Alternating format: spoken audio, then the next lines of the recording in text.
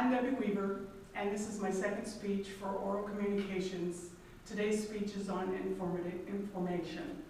And if I could have my camera person please scan the room and themselves to show that we have the appropriate audience.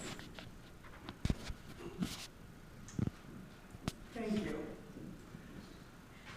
Did you know that your health information is worth about $4,000 if it was stolen and put on the black market? And your credit card is worth about $1.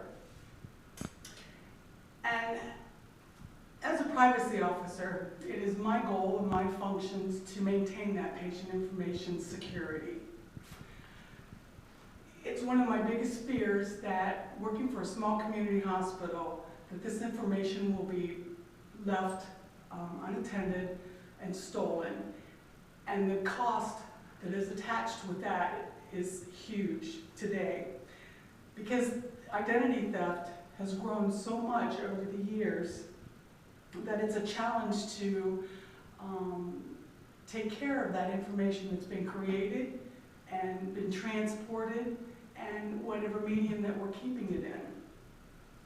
It's not my intention to alarm anyone or give anybody any anxiety, but it is my responsibility to provide education to everyone to know that their patient information is at risk. As I said, it's been increasing over the years. Everybody knows about identity theft, but more so, the information that we get from a person's health information has become much more valuable. I'm going to share with you today how it's being stolen, how it's being sold, and what the purpose of those sales are for. You can go to the Department of Human Services, Health and Human Services website, and every year it is posted what the data breaches have been throughout the year, throughout the nation. I just went there and picked out 3, just to show that some of these breaches can be intentional and unintentional. One was a gentleman who left his briefcase on a subway. He worked for Massachusetts General. There was 192 patients on there, and they lost. Now, he lost it, but somebody found it, and that person that found it sold it and used it. The University of California at Los Angeles Health Systems had 2 employees last year that continuously accessed celebrities' information and sold it. And then one of the bigger ones was Blue Cross Blue Shield of Tennessee that had 52 unencrypted hard drive stolen, which equated to about 1 million patients' information. So what's in that information that these thieves are using, that the dealers are selling? It's your health insurance information, your number, your date of birth, your social security number, if your maiden name is involved in anything. All of this puts together one comprehensive health packet that anyone can purchase and use for their own benefits to make money. There are sites to let you know how much that money is worth, how much that information is worth. For example, I went to this TrentMicro.com website, and I put in all the different information that I use for insurance. And when I got finished, to find out how much my information was worth throughout the world. In Brazil, you could sell my information for $3,350. In China, I'll get about $1,700, not me, but somebody else. And in Russia, it's worth about $305. So how are they buying this information? Well, they're using what's called Bitcoins. If you've never heard of Bitcoins before, I never heard of Bitcoins before. I know it's been around for a while from what I learned. But the reason why these sellers and buyers use Bitcoins is because there's no middleman. There's no bank. There's no securities. And so there's no transaction fees. But the difference in using this is that it's very volatile.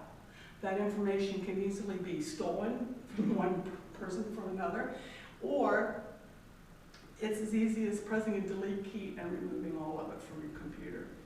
It's housed on a computer, which is like a virtual wallet. And so it's kind of funny, it's not really funny, but to me it was, that somebody had actually thrown away a hard drive with a whole lot of Bitcoins on it, and they were desperately trying to seek it. So I'm sure that they weren't having a really good day. Trouble is, I can't figure out what tangible purpose of Bitcoin is, and I'll research that more later. So what are fraud artists doing with your information once they get it and they purchase it? Well, the beauty of it is that it's a slow process. That person will create a fake ID from your information, and then from that they'll probably contact your health contacts and or create incidents where they'll get health care. They might use your diagnoses to purchase or obtain durable health medical equipment and then sell it, resell it. If your diagnosis is one of chronic pain, they'll probably get drugs from that and then sell it for drug money as well. So what I can tell you most is that health information technology it's growing so fast that the healthcare industry is not able to keep up with it, especially as far as purchasing security needs. So the best thing for you to do, if you cannot afford identity protection insurance, be vigilant about your information. Safeguard that information. Go to websites to search on how you can protect it.